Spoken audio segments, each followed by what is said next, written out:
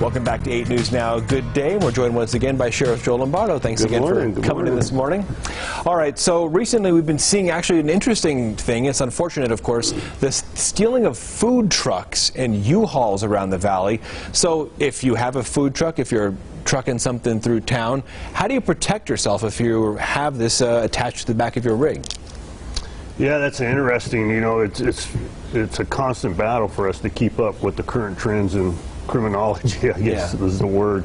One thing we found out about U-Haul is the ease of renting a truck. It doesn't require the same level of review or documentation as a rental car because it's intended to stay in town and it has a sole function. But some of our recent crimes that have occurred, and actually even our OIS, it involved a U-Haul vehicle, and so we want people to be aware all the time, no matter what the type of crime it is, aware of your surroundings, your situation, and do everything you can do to target harden your personal space. And what I mean by that, make sure the doors are locked, you're parking it in a well visible place, and it's not secreted behind the apartment complex where you people can easily to steal it. But the food trucks, you know, it's usually based on the inventory they believes in the vehicle. You know, the food, the cash register, money.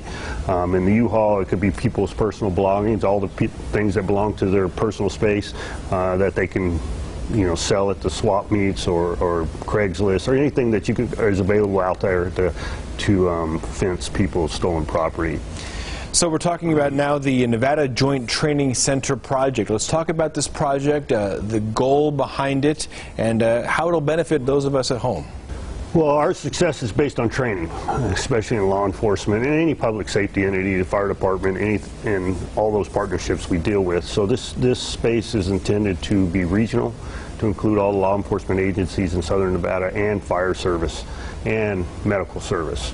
It's important that we train together, and so the day of an event, we're not trying to figure out what we're supposed to do. What we want is a comprehensive, state-of-the-art training facility for our officers to get those low-frequency, high-risk events.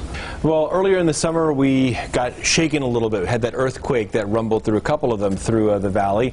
Metro prepares for all sorts of things, but I imagine natural disasters is part of that too. What kind of training goes into effect when Metro as law enforcement has to get ready for any kind of a natural disaster? We partner with the fire department and emergency management. That would be their primary function in a natural disaster, and what we do is we supplement them and support them. You know, we got to ensure people aren't looting, you know, in times of you know, disaster. That's a constant training that we do with our partners. The county has an all-hazard response guide that we use as our Bible, I guess, is a word I would use that everybody draws from, so we know what to do at the time of need. Sheriff, thanks again for coming in this morning, talking about various parts of law enforcement. If you have a question for Sheriff Lombardo, just head to 8newsnow.com. The link is on the right side of the page. You can find it if your question is answered every Wednesday.